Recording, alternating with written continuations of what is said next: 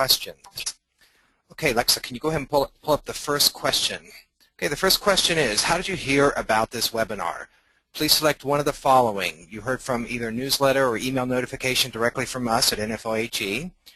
You're with NHMA, you heard from NHMA, or you heard from AUPHA or your graduate program director, therefore you're possibly a student, or the fourth one from a friend or colleague, fifth one being other. Go ahead and make your selections now, please.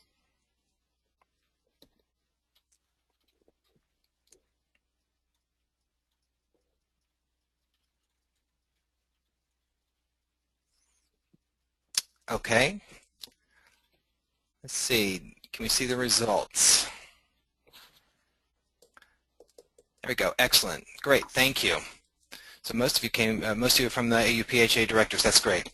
All right. The next question. Are you currently an NFLHE member? Yes or no, not yet. Go ahead and make your selection, please.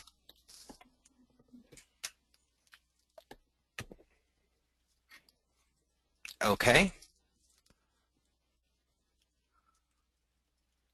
Okay, great. Thank you. Next question.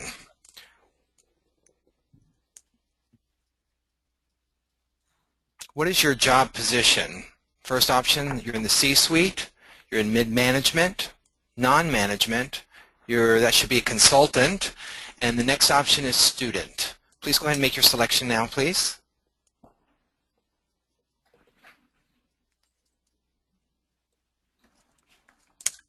Okay.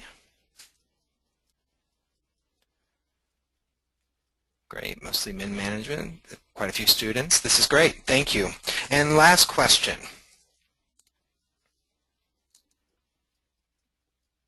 How many years of healthcare experience do you have? 1 to 4, or if you don't have any yet, you can put that in there as well in the 1 to 4 range.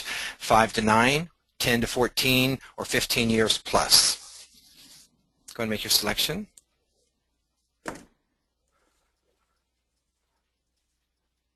Okay. Perfect. Thank you all very much for your help with that. When the formal presentation is completed, Debra, our presenter, will be taking questions from the Q&A box that you should see on your screen. You can participate by asking a question online by simply typing in your question in that Q&A box, and it's usually in the right toolbar, so you should be able to find it there, and just go ahead and type in your question and submit those. I also want to let you know that today, an archive of today's webinar will be available on the NFLHE website within the next week. So be sure to check it out or refer people to that archive if you like. And without further ado, it is my pleasure to introduce to you now NFLHE's Chairman of the Board, Nicholas Tejeda. Thank you, John. And thanks everyone for joining us at this webinar today. I personally am extremely delighted to have Debra Zabloudil do today's webinar. It's going to be a great seminar, as all of our recent seminars been, and this one will be no exception. Many of you are not members of NFLHE, and I want to quickly take a step back and let you know what NFLHE is. National Forum for Latino Healthcare Executives is a national organization with a clear mission, and that mission is to increase the preparedness and representation of qualified individuals for the executive level of hospitals and health systems. Many of you are students, but also many of you are mid-careerists, so I think that's something that certainly resonates, hopefully, with you. Now, to the extent that NFLHE is successful at achieving that mission, it will be seen as a resource with respect to health policy and research affecting the diverse communities we all collectively serve. Our programs in mentoring, networking, lifelong learning, and career development are designed to serve individuals of all backgrounds, organizations at all levels, and all disciplines throughout the healthcare field. So that's what NFLHE is about. Now I'd like to focus on Debra. I'm delighted to introduce her. She is President and CEO of the Learning Studio, a firm that provides strategic direction and professional development opportunities for clients.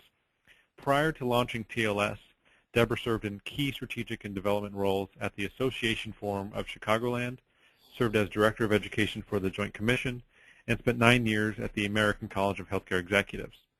Regarding ACHE, she was responsible for the ongoing evaluation and quality control of all ACHE educational programs, which we all know is very extensive. And very interestingly, she served as the lead staff for ACHE's popular Congress on Healthcare Leadership. Debra received her bachelor's degree in speech communications, public relations from Southern Illinois University, and her master's degree in management of public service from DePaul University. She has earned her Certified Association Executive designation and is a fellow of the American College of Healthcare Executives. With that, I'd like to now welcome Debra Zabloudil. Debra. Thank you so much, Nico. It's great to be here with you today, and appreciate the opportunity to speak to the NFLHE audience. Really excited about this topic always. Career mapping is such an important part of what any professional needs to do in healthcare management, or in any field for that matter. So it's really important that we discuss this and we really talk about how we navigate and plan for our own careers. So can you all see my screen at this point? I'm not sure if the show screen option is working. No, not yet. Okay, I think I've got it now. There we go. All right, great. All right, everybody see my screen? Everyone see my screen? Yes, I do. Okay, great. So as we start discussions, one of the things I want to talk about here is thinking about your most meaningful career moment. And I know that in the polls that John showed earlier, that some of you are very new to healthcare, or maybe still students. I had a chance to look at the roster and saw that some of you are still in school. And then we have people that are very seasoned and everything in between. So what has been your most meaningful career moment? And I suggest that you reflect on that either now or again after the webinar, to really think about what was it about that experience that made it so significant for you.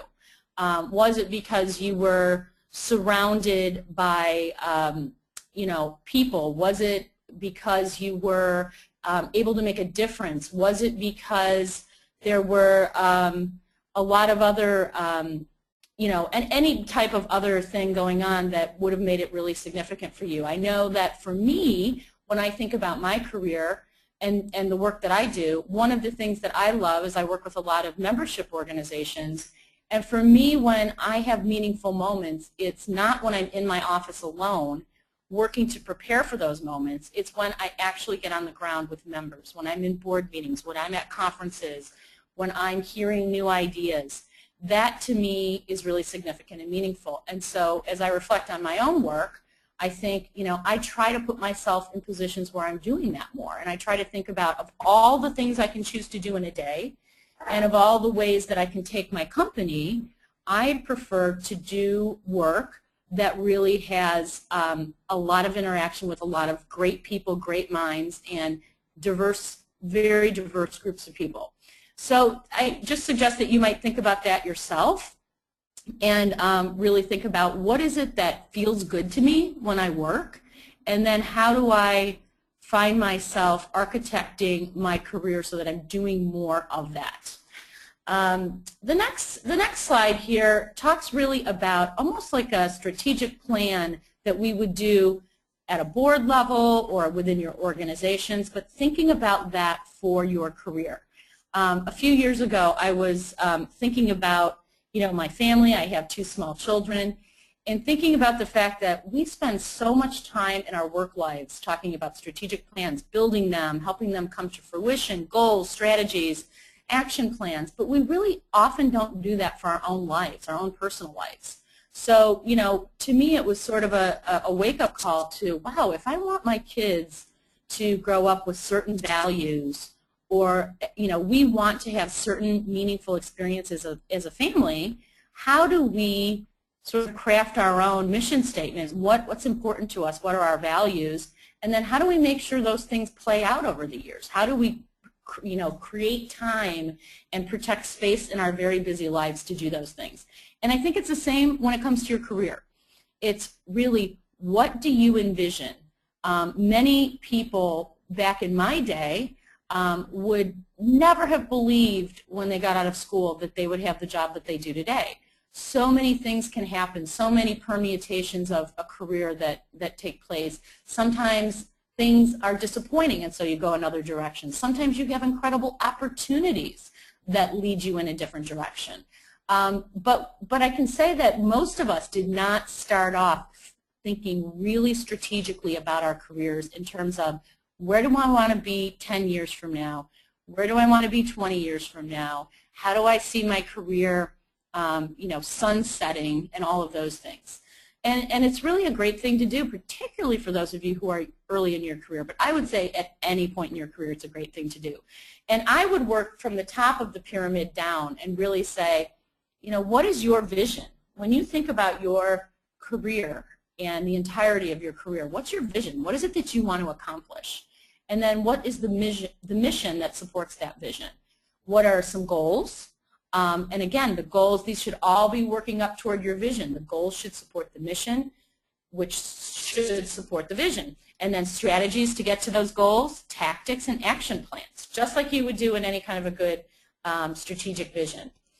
This is an example of Bill Gates, and we all know how successful Bill Gates was. But he had a vision, and his vision was there will be a personal computer on every desk running Microsoft software. So this was his vision many moons ago when he really started ramping up his career. One thing that you may think is something like this. You want to build a career in which you're leading a healthcare organization by 2020. So and obviously it could be any variation of anything in between. It could be you want to do this by next year. It could be that you want to do it in 15 years. And again, that all comes into your plan. There's no right or wrong answer. It's about you finding the right path, the right vision, and the right plan for yourself. And sometimes life really, it can either get in the way or it can play into how you see your career path shaking out. You may have a sick parent at some point that you need to care for, and that was something that you really didn't envision. So, how do you then relook at your plan if those kinds of things happen? If you want to have a family at some point, if you plan to have children, how does that work into your career plan?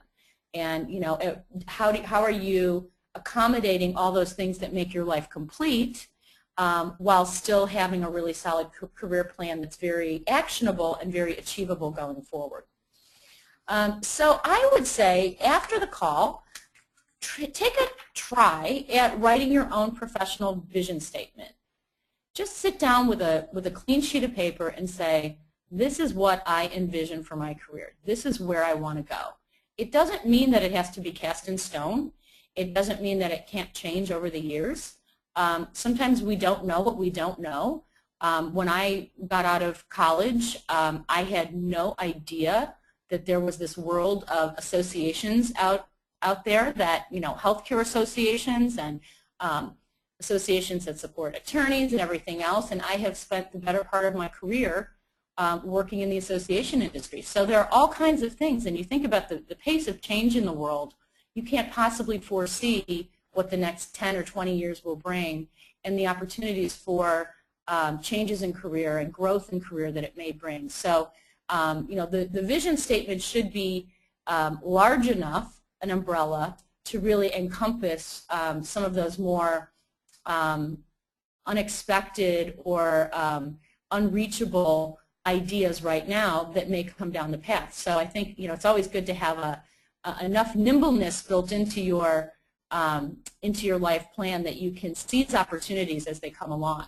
And I'm sure you all are the same, but I remember meeting someone when I worked at one of my first jobs who knew exactly how long she was going to live in Chicago.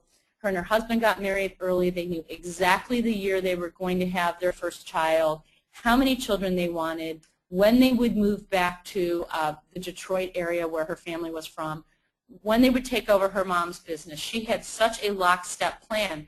Fortunately for her, it worked out that way. For a lot of people, it wouldn't necessarily work out that way. And I just never felt that roped into a plan at that age. So I was comfortable sort of seeing what opportunities were in front of me as they presented themselves and making decisions about them with a plan in mind, with sort of a loose plan in mind. But I think the most planful I ever got was when I really decided to open my own business. And then I really spent quite a lot of time thinking about, when would the time be right? When would it be right for my family, for me to be spending a lot of time ramping up the business? What other obligations did I have? When would I be old enough to have credibility but young enough to have the energy to do it? And all of those things. So those are all things that need to be considered when you're thinking about your own career. This next slide I like because it really kind of walks through a little bit of a process around how you can kind of look at different options. So if you're exploring a career, what is that career? That's sort of the cloud in the middle. And then, assuming that most of you are interested in healthcare, it would be something in healthcare, right? And then you look up at the duties and responsibilities. So if you wanted to be a number 2 in a hospital, what are those duties and responsibilities? And then, you're thinking also about what are the qualifications that you need. Do you need a master's degree? Do you need certifications? Do you need experience in working in all the various operational areas that you would oversee? All those are things to think about. Working conditions. To some folks, working conditions are not a big issue, and to others, they are a huge issue.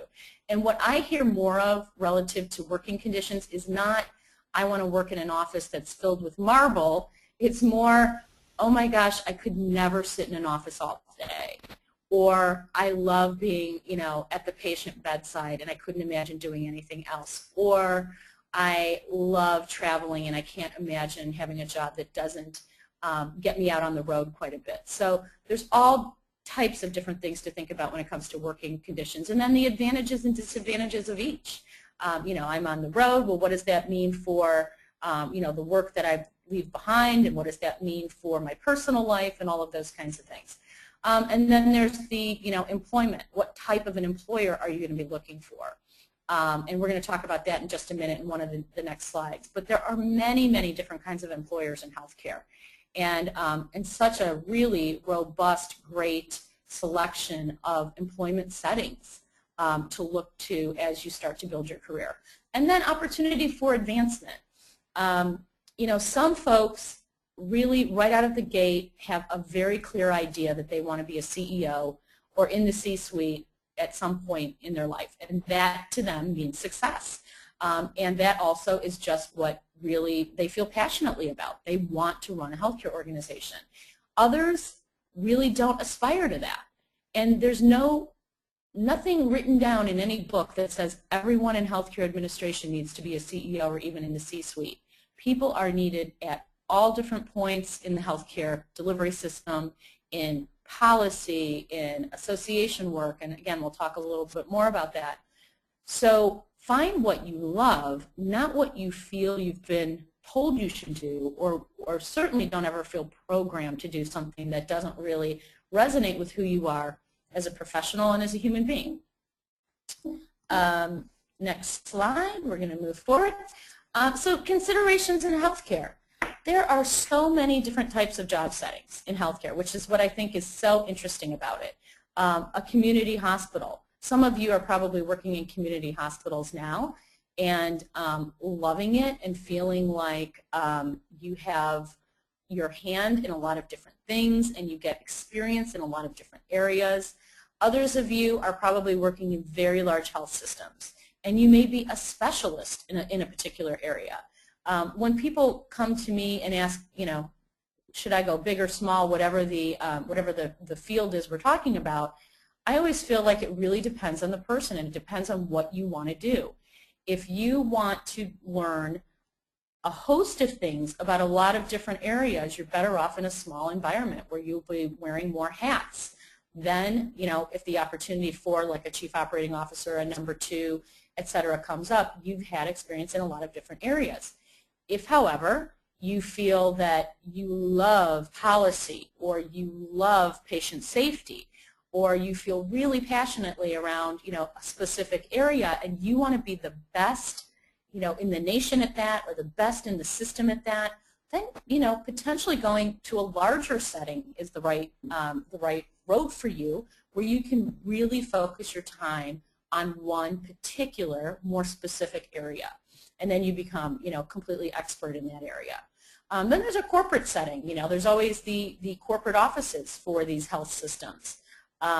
So we know people that are CEOs of large health systems, but then there are CEOs of that actually are in the corporate office, and they're setting policy, and they're overseeing all the hospitals and the systems and all of that.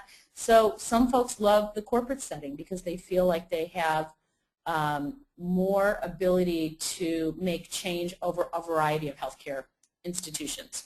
And then there's suppliers to the industry. We probably have suppliers on the phone today that sell, could be pharma, it could be hospital beds, it could be food service. A whole host of suppliers exist out there that work with the healthcare industry and have very engaging, wonderful careers in doing so. There's physician group management. So, and there's certainly a lot of associations for that, and I know a lot of folks that have gone from hospital administration to group management. So there's that option, where you're working at a smaller practice and you're really focusing on practice management. There are healthcare associations and nonprofit organizations. So there's organizations like the American Hospital Association, the American College of Healthcare Executives, the Joint Commission.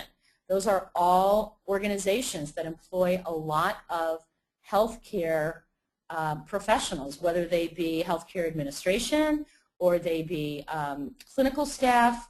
I have worked previously at both the Joint Commission and at ACHE, and have seen, firsthand what great work both organizations do, and also that you can have a very, very successful career. I don't think anyone would ever deny that Tom Dolan, who's the CEO of the American College of Healthcare Executives, has had a very, very successful career. And because he sits in a seat where he's leading an organization filled with some of the leading healthcare executives in the world, let alone in North America, he has been able to be incredibly influential on healthcare as a whole. So, the association world opens up a whole different kind of an option as you look at your career. Then there's think tank work, groups that really study issues, and many times those are headed by people that come out of government or policy positions that started, healthcare think tanks. Many of those exist in Washington and other places around the country. And there's healthcare policy. Many of the groups, ACHE and the Joint Commission, not as focused on policy as the American Hospital Association is, for example. So because American College of Healthcare Executives, ACHE, focuses on the professional, the individual, AHA focuses on the hospital, the institution, and there's sort of an agreement in the healthcare community that AHA represents many of the other healthcare organizations in policy work. So they have an office close to the Hill. Rich Umbenstock, who is the CEO, is based in Washington, D.C., and there's a lot of policy work that comes out of the American Hospital Association representing interests of hospitals and healthcare executives. Excuse me. And then other considerations. Is specialty work something that really interests you? I know within the AHA they have opportunities for people to be involved in policy boards in a variety of different areas, and some are through cancer clinics, some are children's and women's hospitals. Does minority health care have an interest for you? There's obviously, with groups like the National Forum for Latino Healthcare Executives and a variety of others, there are many groups that are doing great work now around minority healthcare issues, and with everything that's happening with ACA, we're going to see many more minority lives coming into the system, and there is still a wide gap between what the healthcare community understands about minority populations and how to be culturally competent and care for those populations well, and what is what is going to be an influx of these folks. So there's a lot of work to be done in that area. And then your passion, your passion around this has to be thought of. What is it that excites you? Again, is it having being in an organization where you can know, most of the people that work there, where you can jump between positions or jump between responsibilities in any given day? Or is it to, work your way up to the C-suite? Or is it to really understand a particular issue and become an expert? So really thinking about your passion. At the end of the day, we all spend a lot of time working, and the better part of our lives working. You have to love what you do. As the old saying goes, love what you do and you'll never work a day in your life. Working in and around healthcare for as many years as I have to say, it is one of the industries that I hear so much passion around. And for most individuals, the reason they've selected healthcare is because they have a real passion for bettering the system, helping others, improving the quality of care that's provided across the United States or in their community, or were really moved by something that happened in their own lives in a healthcare setting, and realize that they want to give back and they want to be part of that community. And then the other thing to think about is your own disposition. Are you a risk taker or a risk avoider? Do you have an entrepreneurial spirit? Do you like being at the cutting edge, or do you like sort of following best practices once they've been established? So think about all those things as you're really contemplating your career. And again, this is not just for people that are at the beginning of their career. For someone who's 20 years into your career, there's nothing to say that you can't sit down, map out your career again, and say, where do I want to go in these next 20 years? Or for someone that's in their 50s or early 60s, how do I want to spend the last 10, 15, 25, whatever it is, years of my career? How do I want my career to end? How do I want to sunset this great chapter? And maybe it's doing something differently than you have for all the years leading up to it. I think that's the beauty of the world we live in and all the opportunities, is that there is really a lot of opportunity for changing. What you set out to do at the beginning doesn't mean it has to be what you stay with for 40 years of your career. We're going to talk about 9 steps that are key to career success and really will help you in your career mapping process. So, continuous learning. Can't say enough about continuous learning. How do you approach learning? Do you encourage continuous learning in yourself and others? Hopefully you are seeking out opportunities to learn all the time. I think this is one of the things that I hear the most successful people say. The most successful CEOs, the most successful executives in any industry I've worked in, they are continuous learners, and they are hungry for learning new things, and they realize they don't know it all. Really key, very humbling in some cases, but very key. And how, is continuous learning in your current organization? Is it something that is understood, expected, celebrated? If not, how can you begin to inculcate that into your culture? How can you supplement what you're getting at work with other things you may need? And if it's non-existent, what can you do to create learning opportunities? And there are certainly things you can do on your own that don't cost a cent, that will help your own growth. I talk to a lot of people around this issue all the time. And for some folks, which I really love this idea, is that they always make sure that they do something industry specific once a year, but then they also look at, what else can I do to flesh out my skills? So I know a colleague who once a year goes to a writing workshop.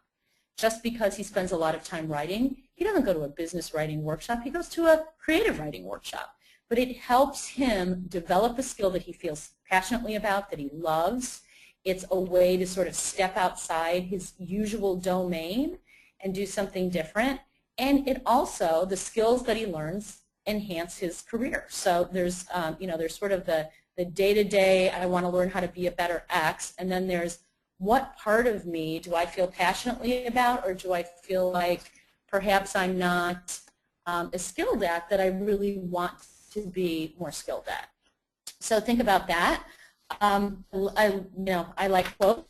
but the wisest mind has something yet to learn, which I think, again, just supports the whole idea of irrespective of how smart you are, how successful you've been, how much money you've made, what titles you've had, the world is changing and there are always things to learn. And I really think, too, that we can learn so much from folks younger than us that are entering the field and have a completely different perspective.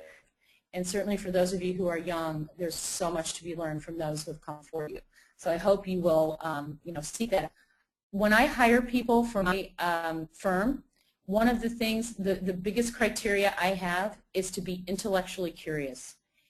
I almost would rather have them not know one bit about what we do on a day-to-day basis, but have a great sense of intellectual curiosity, than I would have them come in with great credentials, but be not the kind of person that sort of asks additional questions or digs a little deeper. So intellectual curiosity is hugely important in the world. And, I think that comes out in people, even in a job interview. Are you asking follow-up questions?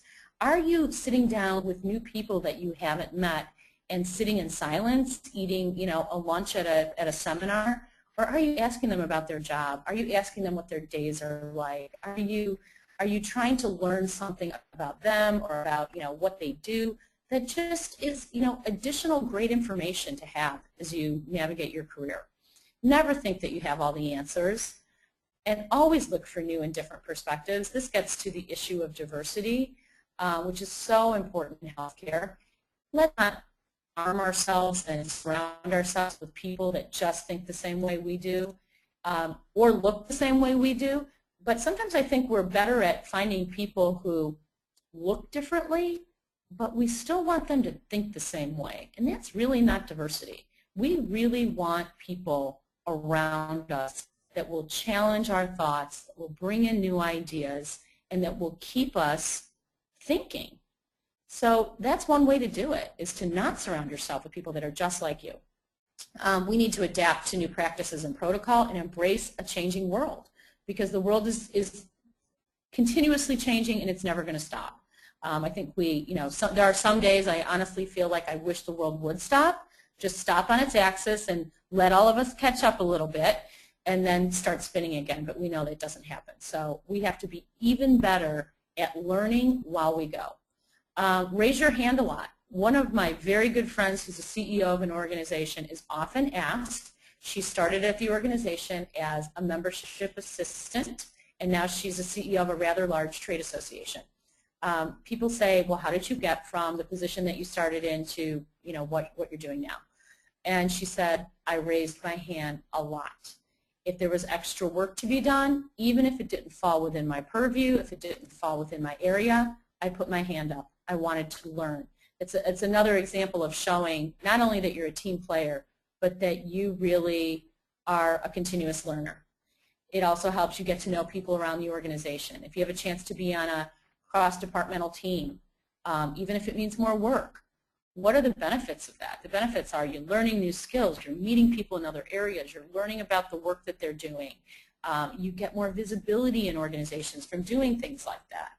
So really important to offer yourself up to people. Build your network. I personally cannot say enough about building your network. When I was starting my company and thinking about starting my company, the most important thing to me to think about was my network. Who did I know? Who did I need to know? Did I know enough people to make this successful? Do I know enough people who will need my service, etc.? Even if you are not an entrepreneur, if you do not have your own company, this could not be more true. You will go places in your career by aligning yourself with good people. This is absolutely the truth, and there's nothing wrong with this at all. Some folks think, oh, I want to get by based on my skill, not the people I know. You definitely need skill. That's a given. You need skill, and you need talent, and you need to be hardworking. But at the end of the day, the way to stand out from the crowd is to have someone that you know help open doors for you, introduce you to the right people. look for a mentor. For those of you who don't have mentors, I know that for members of the NFLHE, there is a membership program, or a mentorship program. So that is something that is really, really significant and so important to anyone. And you know, it's interesting because when we've worked with mentorship programs in other groups, what often ends up happening is people that we think are going to be the mentors are actually mentees looking for mentors themselves. So they may be, you know, mid-career or senior career, and they're also serving as a mentor to someone, but they are wise enough to know that they can still use career guidance and, you know, great wise lessons from people who have, you know, gone before them or had different life experiences, and they still look for mentors. I have a few mentors in my life that have done so much for me, and I'm so grateful for, and I try to do the same for others. And I don't think this has to be, you know, specifically something very formal in terms of, you know, the mentor relationship, but asking someone, can I have a little bit of your time? Can I take you to lunch? Can I pick your brain? Can I ask you, you know, can I keep in touch with you on this topic? Those are really important things to do as you're going through your career. And it also, again, helps to build your network. If you find a mentor that's well connected, that mentor sees promise in you, that person's going to help you along the way. Really extremely important. Start now. Build your network now. Even if you think that you are in a career and in a job setting that you utterly love, still think about finding yourself a mentor and building your network. Your network is going to be important to you irrespective of what path you take in life. Not to mention, it sure makes industry events a lot more interesting when you go and you see all these great people that you've met at other events and you've kept up with.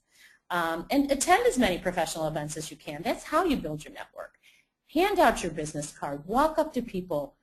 Don't be afraid to do that. Most folks are thrilled to meet new people and are honored that you walk up. And I think that, you know, sometimes the little voice in our head will tell us, don't bother that person, or, you know, that CEO is too important to want to talk to me. That's usually not the case. They're usually thrilled to have someone walk up and want to meet them.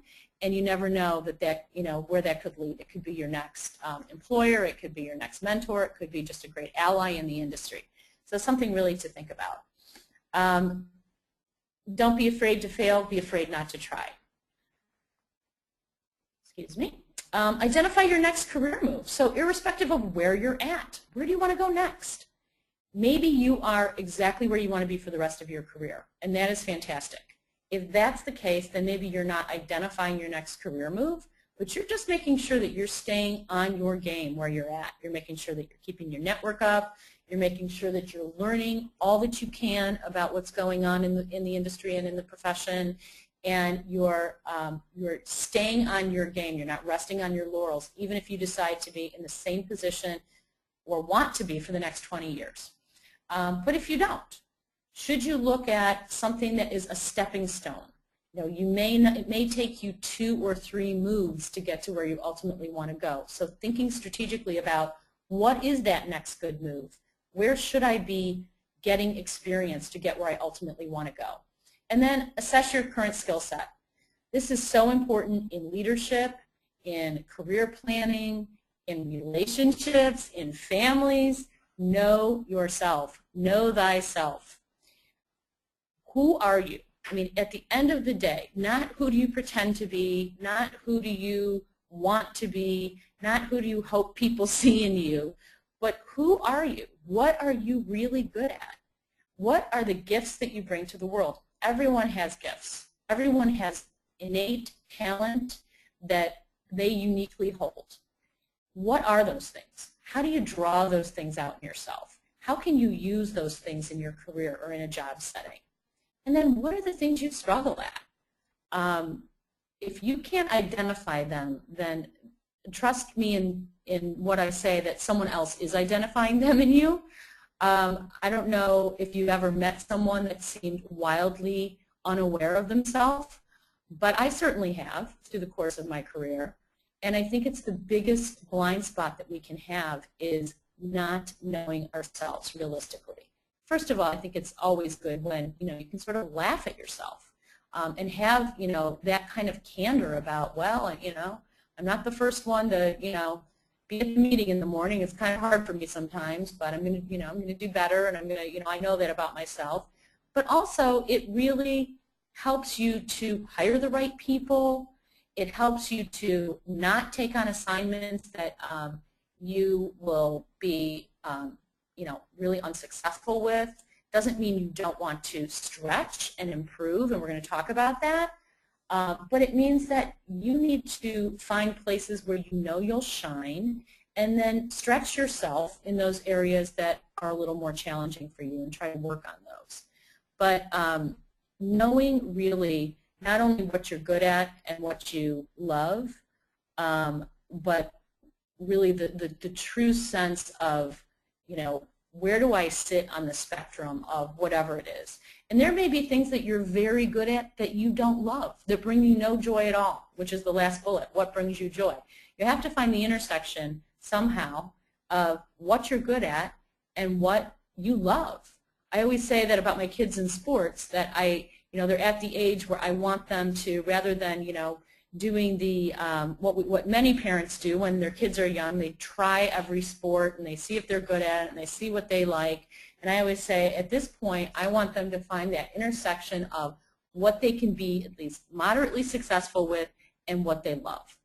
Not necessarily what they're great at, but what they don't feel passionately about, and certainly not something they love, but that they're always going to be struggling with. So think about that as you think about, where your assets are. I love this quote. People travel to wonder at the height of the mountains, at the huge waves of the sea, at the long course of the rivers, at the vast compass of the ocean, at the circular motion of the stars, and yet they pass by themselves without wondering. Isn't that really the truth? We spend so much time looking externally that we don't spend enough time looking internally and really thinking about ourselves and wondering more about what we can achieve and how we can improve and how we can, fill the gaps. So speaking of filling the gaps, what are those gaps? If you know where you're at, you know where you want to go, what are those gaps that you can identify? And they can be filled through training, coaching, mentoring, on-the-job experience, a variety of ways. But this is one of the, most fundamental ways to really figure out how to get where you need to be. Sometimes you may need to sit down and meet with someone in those positions, or a few people in those positions, to say, what makes you successful in this position? And once you learn, if they say, oh, I had to be a financial whiz to be the chief operating officer, I had to really understand finances more than I ever thought I did. If you feel that you're not, really comprehensively skilled in that area, then that's a gap that you're identifying. And you need to then identify how you fill that gap, how you learn more about that area. We want you to realize your dreams. Everyone wants to realize your dreams. If your ship doesn't come in, swim out to it. It's your life. And when we say be the architect of your life, it's that no one is going to knock on your door and hand you your dream job or your dream career. You are responsible for making sure you get there and identifying ways to get there. And you all certainly have the capability of doing that. It's just being a little more planful and a little more thoughtful about it. And then you, as you grow, really overcome fear. Overcome that little voice that says, oh, I don't know if you're ready for this, or, oh gosh, you being in the C-suite, this doesn't seem right. Take chances. Tell yourself that you're capable of doing it. Find other people who believe in you. Sometimes it's so much easier if other folks can tell you what they see in you, because it's hard to see those things in ourselves. Be tenacious, but be patient. So, there is a certain amount of patience that comes with getting to the C-suite. Most folks don't graduate from graduate school in healthcare administration and find themselves in a C-suite position. So while you want to be tenacious about your path and moving in that direction, you have to also understand that you need to put in your time, that you need to be patient, that organizations don't work at your speed, that you need to do all the due diligence to get where you want to go, and that doesn't happen overnight. Have pride in your work. Feel good about what you do. If you don't, there's something amiss. If you don't feel good about the work you're doing, you're either doing the wrong work, in the wrong setting, working with the wrong people, maybe working for the wrong person, but really take inventory if you're not feeling pride in your work. Work on your self-confidence. If that's something that's low for you, again, we're going to do a little inventory. I'm going to talk about that in a minute, but that's a way of really, reflect on what you're good at. There are all kinds of assessments that will tell you what you're not good at, but there are some that really point out these are what you are really good at. These are where your talents lie. So if you're feeling like you're not sure what you're good at, or you're not sure that you have a lot of confidence, understand some things about yourself. Work toward that. Do some assessments. Talk to some people. Find out what they see in you that you bring to the table.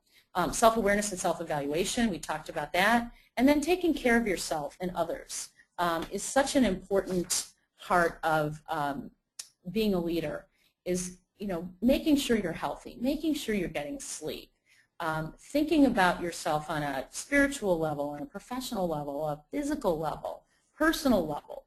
We do not exist to do one thing, and that's work. It has to, we're an ecosystem. Our bodies are an ecosystem. Our lives are an ecosystem.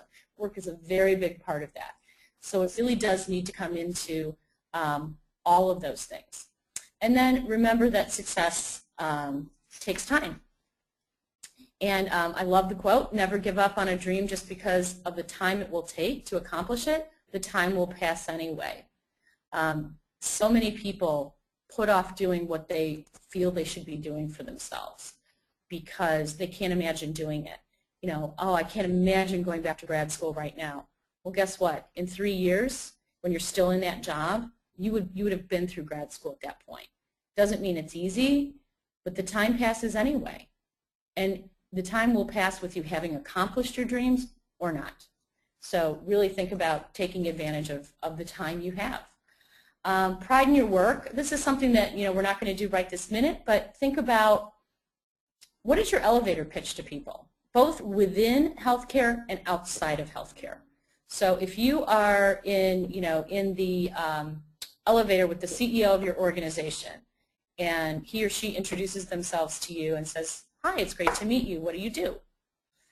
What would you say in return? What would you say to that person? You're an employee in their organization. What do you say to people outside of your organization who ask you what you do? Other people in healthcare or other people not in healthcare. How do you project what it is you do for a living? That's part of the pride that you have for the work that you do. And then community and leadership. You don't operate in a vacuum. All good leaders need community. I'm a big fan of finding a group of execs that you can engage with regularly. Some of you may have heard of the Sheryl Sandberg, the COO of Facebook, the new book. She talks about Lean In, and it's really focused on women in careers, but it's very much about finding that community of people, of professionals that you can engage with. And not only does it make your work more meaningful, it's so important to have other people to be able to share your challenges with, share your fears with, share your excitement with. It's really, I happen to have two groups like this. Two very good friends that I've done work with in the past. One is a client, and one is someone that works with me a lot, who's a CEO of an organization, and the three of us get together all the time. And if something exciting happens for me in my work or in my agency, my firm here, I love sharing it with them. It's more exciting to share it with them sometimes than anyone else because they get what I do. They get the context of the industry I work in. Doesn't mean you don't want to share it with your family, but it's different. There's another group that came together of, it's actually women, senior execs in my industry that I did not put together, but someone else did. And we meet for breakfast once a quarter. And we've gotten to know each other on a personal level, on a professional level. We refer business to each other. Some are consultants, some are practitioners. So that's been a really positive, engaging thing as well. And then when we see each other at trade shows, or we see each other at conferences, there's already sort of this built-in sense of community that you feel with those people. And I would recommend for anyone, whether you're early in your career or much more senior, to think about doing that.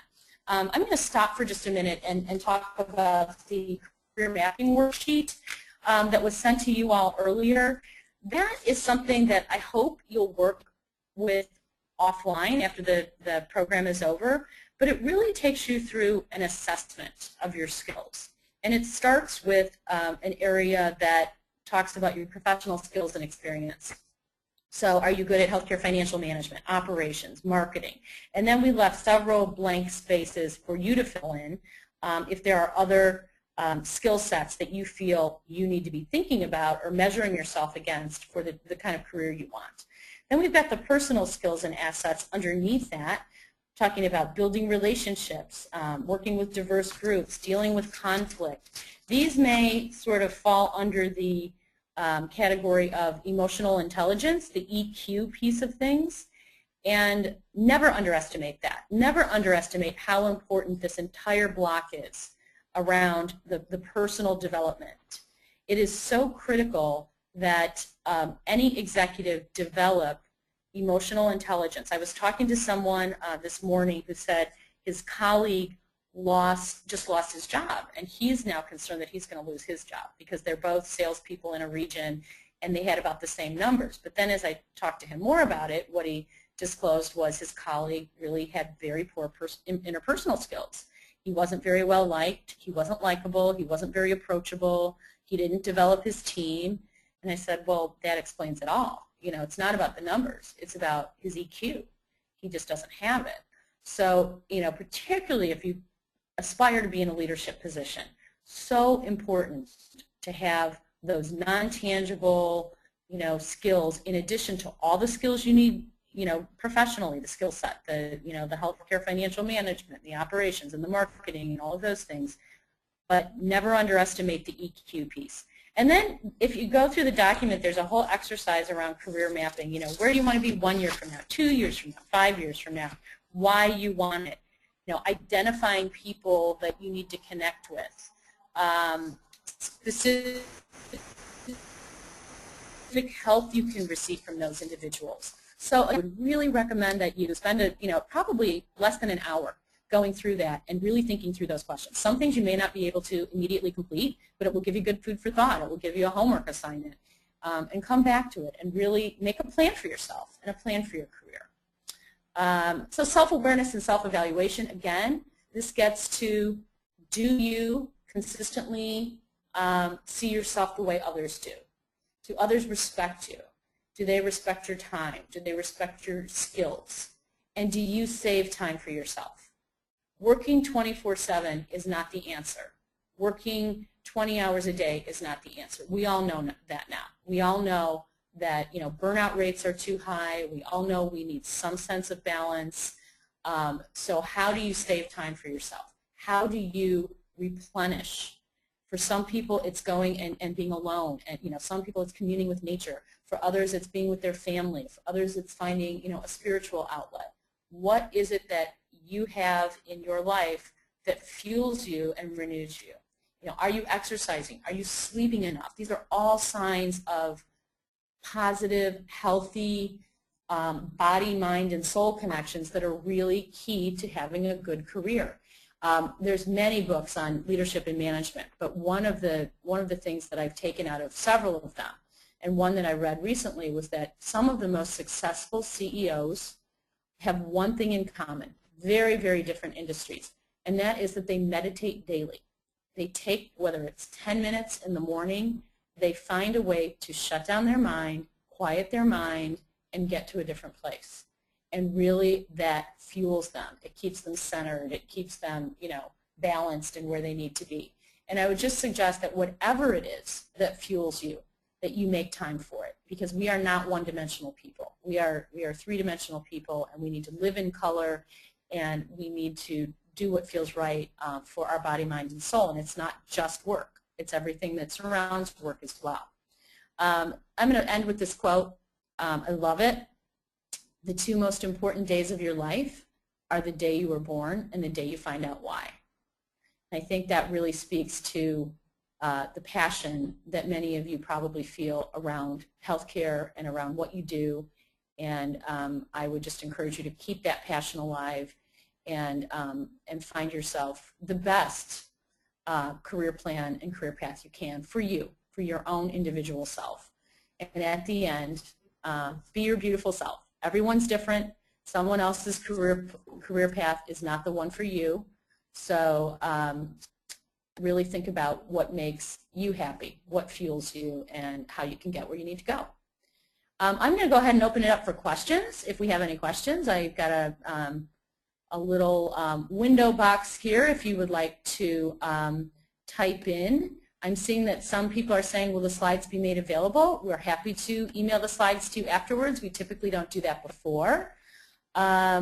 I see that someone asked about recommendations for lists of mentorship organizations. And I will say that if you're a member of the NFLHE, NFLHE is a great place to start because that NFLHE has a mentorship program. The American College of Healthcare Executives has a mentorship program. I believe the Institute for Healthcare Diversity might have something. I think probably your best bet is going to be to look at healthcare-related organizations and then find mentors through those organizations, I'm hoping, because I think that's going to be the most relevant that you have. Do I have any live workshops? I do often, and Laura, I'm happy to connect with you. At the last page has my email address, so feel free to email me if you'd like to talk more. Any other questions? Any thoughts?